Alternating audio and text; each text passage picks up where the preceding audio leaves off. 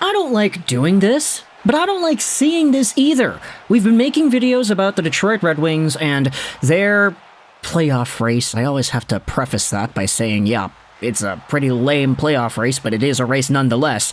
Because when it comes to how the Red Wings are apparently going to fight this and try to make themselves a path towards the Stanley Cup Playoffs, there are some very intriguing decisions as to what the Wings will be presenting on the ice, most probably tomorrow morning against the Buffalo Sabres. And I say tomorrow morning because tomorrow's game is going to be at 1 p.m. Eastern, which means it's going to be 10 a.m. PST here where I'm at in Vancouver. But what I wanted to do was a bit of reading. Let's go out there and read what the Red Wings have done to their lines heading into this morning's practice on Saturday. You had Ansar Khan tweeting them out, and he says, I honestly don't know what to make of the second and third lines. But here we go. The first line for the Detroit Red Wings heading into tomorrow is going to be Perron, Larkin, and Raymond. Okay, not the worst thing in the world. Larkin and Raymond have had some chemistry in the past. David Perron, for all the penalties that he takes and the fumbles he has once in a while, he has been serviceable enough this year where it's like, okay, you know what you're getting with Perron. When he's at his best, he can provide offense, he's got snarl, he's got a bite, so having Raymond and Larkin with this guy is not the worst thing in the world, especially for a first line. You kind of need Larkin and Raymond on the first, right? Second line, though. This is where things get interesting, because Alex DeBrincat and Patrick Kane are being centered by Austin Czarnik. Oh boy, okay, let's continue with the rest of the lines. Kopp, Comfer, Fisher on the third line, Fabry, Veleno, Sprong on the fourth line. Okay, so not too much movement between some of the bottom six guys. We kind of expected these players to be roughly where they're at, but Austin Czarnik with DeBrincat and Kane. What the hell? Rasmussen is injured, and then on defense you've got Sherratt with Seider, Edvinsson with Petrie, Mata with Gostisbehere, and Wallman Hall as the fourth pair. Lyon has one net, Reimer and Husso are alternating in the other. This lineup for the Detroit Red Wings garnered 100,000 views on Twitter earlier this morning, and a bunch of angry replies, and even more quote tweets. What I wanted to do was just read some of the analysis and the reaction here, you know? Just gotta get a feel for what Wings Nation is feeling towards these lines. Red Wings Diehards replies saying, hey guys, Czarnik is good, okay? And then the top reply is the gif. Are you sure about that? Okay, this is where we're gonna go here, right?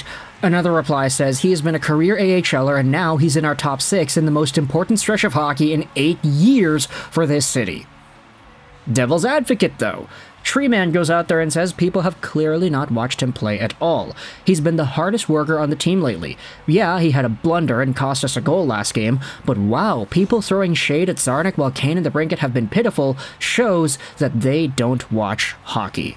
And this is where you start to think about that philosophy. Yeah, hard work is a very big asset to have, and you know how the saying goes, hard work beats talent when talent doesn't work hard, or something similar to that nature. Essentially saying that sometimes you have guys that just make their value known because they're pretty good pros. But maybe this time is not the right time to go out there and promote Austin Czarnik, is it not, Derek Lalonde? After everything that happened last night against the New York Rangers, you have Austin Czarnik being placed on a higher position in the lineup. Sure, he was not great last night, but fine, let's promote him. The Grindline guys tweeted this out, and a whole bunch of replies are going out there and saying the same thing. I want to trust Derek Lalonde because he's the pro, and I'm just some dweeb on the internet, but holy crap, what are we doing here, guys? Even further replies go out there and ask, I assume that the thinking is that neither Kane nor DeBrincat backcheck very much, and Czarnik can make up for that. I'd rather promote Veleno, though. And the Grindline guys say, yeah, I'd rather keep JT Compher there. Now, just to take a little bit of a break from the comments, let's actually see what Czarnik has accomplished this season. 31 years old, small guy, 5'9", 170, right-handed player, and he is at 1 assist in 28 games played this season. Sure, he produced a few points with the Grand Rapids Griffins, but realistically, you're not putting Austin Czarnik on a line with Kane and DeBrincat because you want Austin Czarnik to score goals. There has to be some method behind the madness here, and I think it's more understandable when you talk about tendencies, defensive responsibility, and back-checking. Still, though, does that make this line a good line? I don't know, you can let me know your thoughts in the comment section below. In fact, it's kind of nuts because everywhere else on social media, I'm trying to see, like, what's the perceived response to this? I'd say it's a good solid, 85% of Wings Nation saying that they don't like this move. I mean, we're on the subreddit. Let's go out there and look at some of these comments. Corndog22 said, "Hey, we played pretty well against maybe the best team in the league. Let's go to the blender and move the dude who directly caused a goal against onto the second line. I'm getting PTSD from Dan Cleary when I see Perron getting the minutes he is getting. Meanwhile, we had Nyquist and Tatar cooking in Grand Rapids while Dan the Man was playing on Datsut's wing with half a kneecap combined on both legs. I guess every coach does this, but it's still stupid."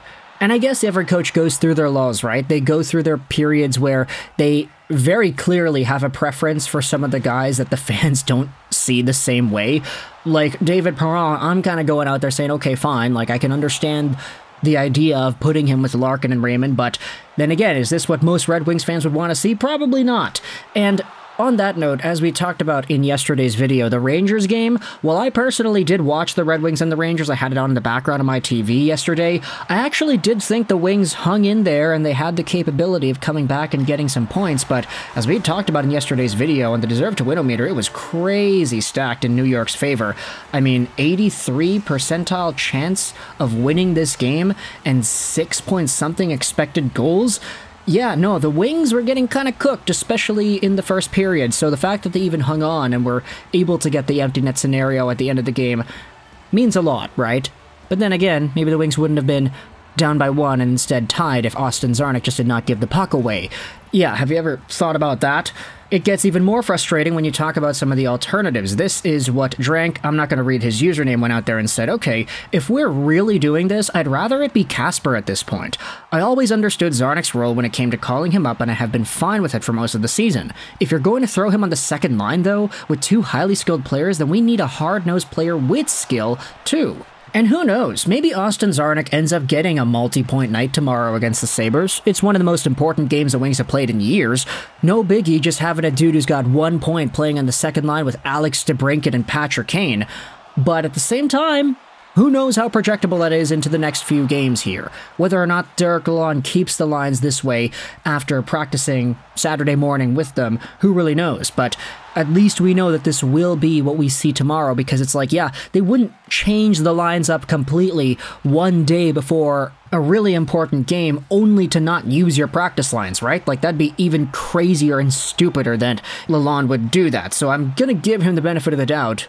We're seeing this lineup tomorrow, but at the same time, I mean, has Derek Lalonde really cooked? Is this the proper way to go about things? So let me know your thoughts in the comment section below. We just did a bunch of reading in this video, so I apologize for that. I kind of was more intrigued by the Wings fans' reaction to this lineup rather than the lineup itself. I mean, the lineup itself is kind of weird, but either way, what are your opinions about the Detroit Red Wings heading into tomorrow's game against Buffalo? I guess we could go out there and take a look at the Money Puck ratings, because we're already here on the website, right?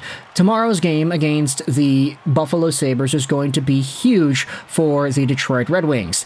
They'll have themselves a 12% increase in their playoff odds if they beat the Sabres in regulation, and a 15% loss if they lose to the Sabres in regulation. So, again, another make-or-break game for Detroit heading into the 2024 playoffs. Will they be able to take Pittsburgh over? Who really knows? But for now, Austin Czarnik is going to be the guy tasked to doing that, alongside of Patrick Kane and Alex DeBrincat. Let me know your thoughts in the comment section below about Derek Lalonde and his weird line combinations from today.